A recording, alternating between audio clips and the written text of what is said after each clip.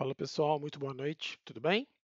Bom, estamos de volta aí com o nosso curso de modelagem de bancos de dados relacionais e estamos dando início aí à nossa aula 5 e a segunda e última parte quando a gente fala de relacionamentos. Então, na última aula nós falamos sobre relacionamentos um para um, falamos sobre cardinalidade, participação e falamos também sobre alguns mitos, né, que giram em torno ali da questão de relacionamentos. Então, esse é um ponto foram pontos, né, bem importantes aí que a gente atuou, tá?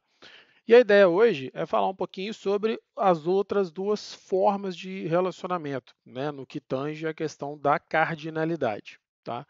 Então nós temos ainda dois tipos de relacionamentos, onde o primeiro é um famoso 1 para n e o segundo o n para n. Então, em suma, nós temos relacionamentos 1 para 1, 1 para n para n. Tá? Então, quando a gente fala desta forma, basicamente estamos falando da cardinalidade máxima, aonde uma entidade, como que ela pode se relacionar às outras, desculpa, uma instância de uma entidade vai se relacionar com quantas instâncias da outra entidade que nós temos. Tá? Então, essa sempre vai ser a análise em cima do contexto que a gente vai trabalhar. Perfeito? O primeiro deles, então, que é o relacionamento 1 para N, eu peguei um caso bem emblemático e famoso, né, quando a gente está atuando para estudar, para aprender, né, e para praticar, que é a questão de empregado e departamento. Então, em um sistema de RH, normalmente o que a gente vai ter? Um empregado, ele vai estar alocado a um departamento somente, considerando uma regra de negócio que eu não estou aqui cadastrando ou registrando as suas futuras mudanças de departamento, nada do tipo, tá? Não vou entrar nesse mérito de detalhe, não é o foco, mas obviamente seria diferente um pouco a modelagem se a gente tivesse esse contexto, tá?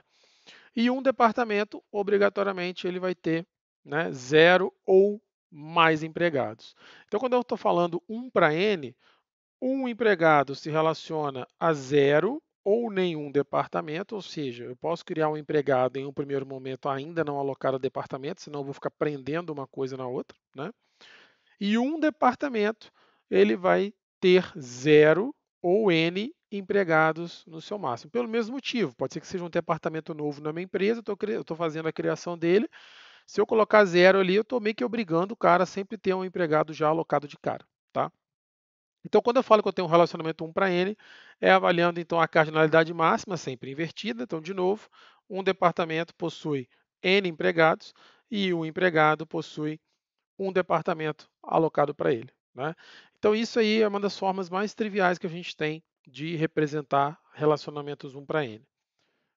Já adiantando e pegando um pouquinho o gancho, né, do que a gente vai falar na nossa próxima aula, quando eu falo no modelo de banco de dados gerado para esse contexto, o que nós vamos ter? Basicamente, então, se a gente fosse visualmente representar, eu estou dizendo o seguinte: olha, eu tenho uma instância de departamento se relacionando a diversas instâncias de empregado. Se eu fosse simplificar, estou falando que eu tenho o departamento de TI, né? E eu tenho a esse departamento de TI o João, a Maria e a Vanessa alocados. Então, eu tenho uma instância de departamento se relacionando a N instâncias de empregado. Uma instância de empregado se relacionando apenas a uma instância de departamento, ou seja, uma relação 1 para N. Tá? Do ponto de vista de banco de dados de implementação, o que eu teria? Então, imagina que eu teria, né, a visão dessas duas tabelas geradas. Né?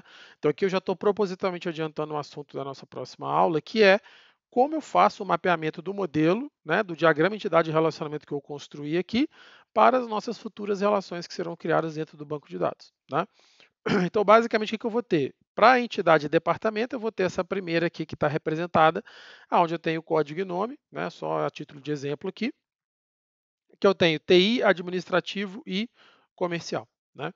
E a segunda tabela, ela representa as instâncias de empregado. Então, eu tenho o João, a Maria e a Vanessa, e eu tenho aqui o código ao qual o departamento que eles estão alocados. Né?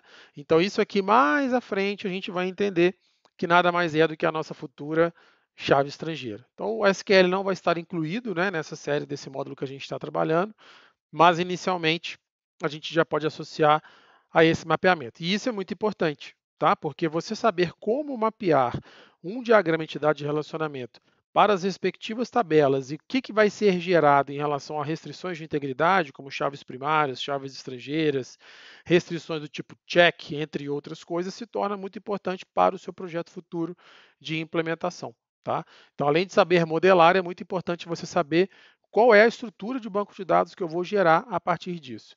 Ah, eu uso camada de persistência, tudo bem, mas ainda assim eu preciso entender qual foi o mapeamento utilizado pelo motor ali de persistência em cima daquelas tabelas que vão gerar as classes, entre outras coisas, porque pode haver modelos gerados automaticamente que às vezes não têm a melhor performance nesse cenário.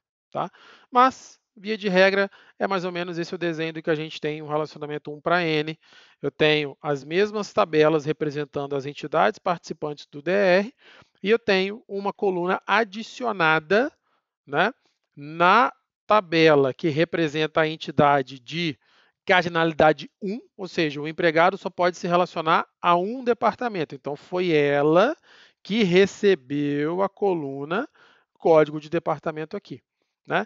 Não faz sentido eu colocar o código dos empregados que atuam naquele departamento aqui, por exemplo, dentro da tabela departamento, porque eu teria um atributo multivalorado, eu estaria ferindo a primeira forma normal, fora que não é fácil de manipular, porque eu perderia toda a parte de restrições de integridade que o banco relacional pode nos trazer. Tá? Partindo para o próximo assunto, a gente chega então nos relacionamentos ditos N para N. Né? Então eu tenho uma instância da entidade, né, que eu tenho aqui do lado A, se relacionando a múltiplas instâncias da entidade que está do lado B, e uma instância da entidade do lado B também se relaciona a múltiplas instâncias da entidade do lado A. Então, nesse caso aqui também é um caso clássico. Toda vez que eu tenho, por exemplo, dentro de um sistema de e-commerce, onde é realizado um pedido, né, esse pedido vai ter seu número, data que ele foi realizado, seu valor total. Acabou que eu não coloquei todos os atributos aqui, mas são atributos bastante conhecidos de quem já fez uma compra tanto online quanto offline. Tá? E normalmente quando você compra em um sistema, né, de e-commerce ou algo parecido, eu estou comprando um produto. Então, eu estou comprando, se eu estou, por exemplo, lá numa loja de eletrônicos, eu estou comprando um som, um computador, um periférico para computador, né, entre outros itens. Então, eu estou comprando produtos. Porém, né, um pedido ele pode conter N produtos dentro dessa estrutura. Todo mundo pode lembrar de um reflexo né, de uma nota fiscal, uma DANF, por exemplo, ali, onde eu tenho aquele cabeçalho da DANF, eu tenho lá embaixo item por item que foi comprado. Então, quando eu faço esse relacionamento, e o mesmo produto, ele também pode ser vendido para vários pedidos. Então, o Luiz Felipe pode comprar um notebook, a Maria pode comprar o mesmo notebook, a Vanessa pode comprar também o mesmo notebook, porém, eles podem ter preços unitários distintos. Às vezes alguém tem um cupom, às vezes o outro não tem, a quantidade de produtos naquela situação e o respectivo subtotal, que é o preço unitário versus quantidade. Então, o relacionamento N para N aí nesse exemplo, né? Eu tenho um pedido podendo haver N produtos, né? E eu tenho um produto se relacionando a N pedidos distintos dentro daquele cenário.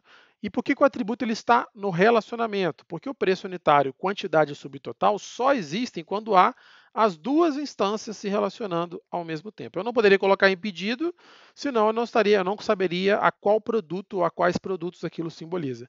Eu não poderia levar para produto, porque também eu não conseguiria dizer preço unitário, quantidade subtotal daquele produto seria para qual pedido. Eu estaria criando meio que uma matriz, né, multidimensional dentro de uma tabela, o que não faz o menor sentido em um banco de dados relacional. E eu estaria ferindo ali de novo a primeira forma normal, fora a manipulação, criando anomalias de inserção, de atualização, de exclusão, que faria, né, vários e vários problemas dentro do banco de dados. Então, esse é um classicão, né, de um relacionamento N para N que a gente pode colocar e é bem legal entender. Aí um ponto chave de atenção. Quando nós estamos construindo sistemas que normalmente eles tendem a ser muito genéricos, que você quer customizar, reaproveitar dados, né, não ter que criar dados repetidos, é muito comum você passar a estruturar, né, de uma forma que os relacionamentos tendam a ser N para N. Também posso ter situações onde, a princípio, ele é 1 para N, né? Como, por exemplo, aqui a gente tem o caso ali do empregado alocado a um departamento. Porém, se eu quiser saber todas as alocações que o empregado teve nos departamentos ao longo do tempo, e na realidade isso pode acontecer, né? Eu posso entrar no departamento A, trabalhar 1 ano, depois ir para o departamento B, trabalhar mais 3 anos, depois ir para o C e trabalhar mais 4 anos. E como é que eu registro isso no relacionamento N para N? Eu não consigo. Então, eu teria que fazer, por exemplo, um relacionamento N para N, colocando a data de início e fim da lotação. Então, aquele empregado com os diversos departamentos ficaria ali numa tabela pivô.